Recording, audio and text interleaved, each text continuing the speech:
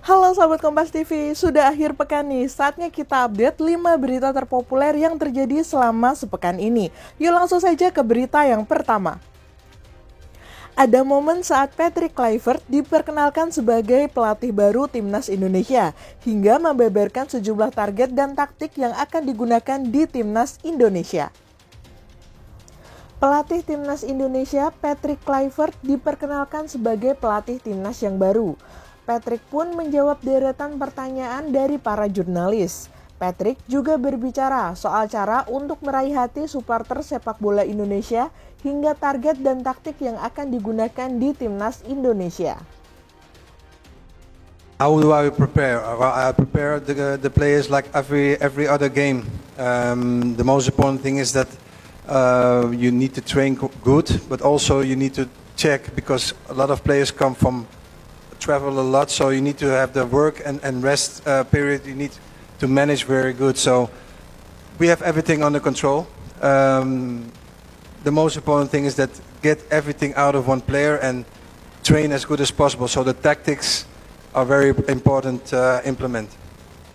Selanjutnya, Dan Puspoma, Laksda TNI Samista menyampaikan hasil penyelidikan dan penyidikan terkait penembakan bos rental di rest area KM 45.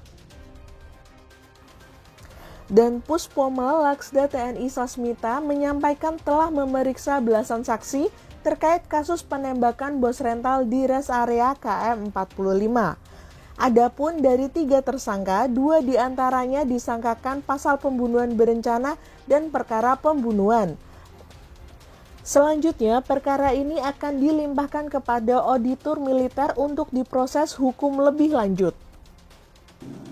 Maka para tersangka ini cukup bukti, sekali lagi saya katakan, cukup bukti melakukan tindak pidana pembunuhan sebagaimana yang diatur pada pasal 340 KUHP, Junto 55 ayat 1, pasal 338 KUHP, Junto pasal 55 ayat 1, kemudian pasal 480 KUHP, Junto 55 1 KUHP. Untuk berita yang ketiga, ada polisi yang akhirnya menangkap pelaku penusukan Sandi Permana di Kabupaten Bekasi.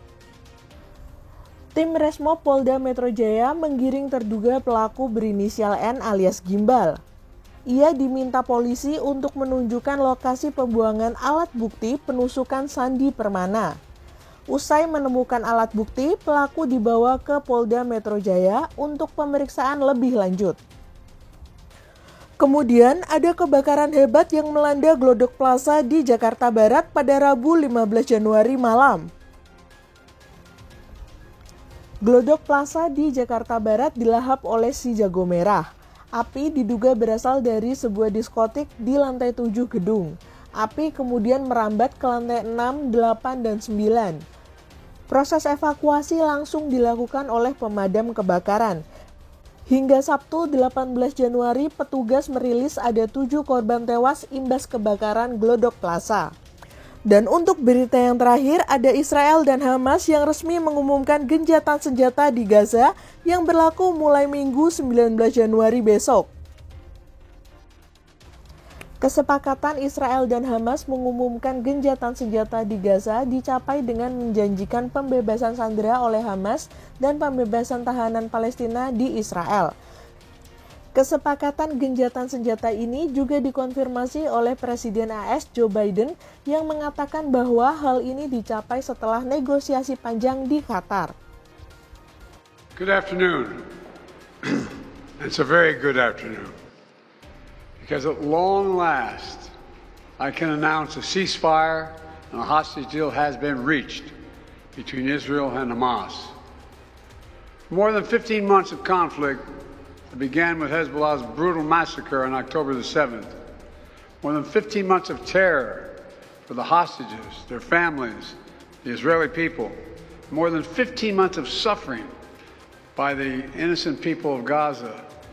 Fighting in Gaza will stop, and soon the hostages will return home to their families. Nah sahabat Kompas TV, itu tadi 5 berita terpopuler yang terjadi dalam sepekan ini. Mana nih berita yang paling menarik untuk kamu? Sampaikan di kolom komentar ya. Pastikan juga kamu sudah like lalu share video ini. Saya Karisma Ningtyas, pamit undur diri. See ya!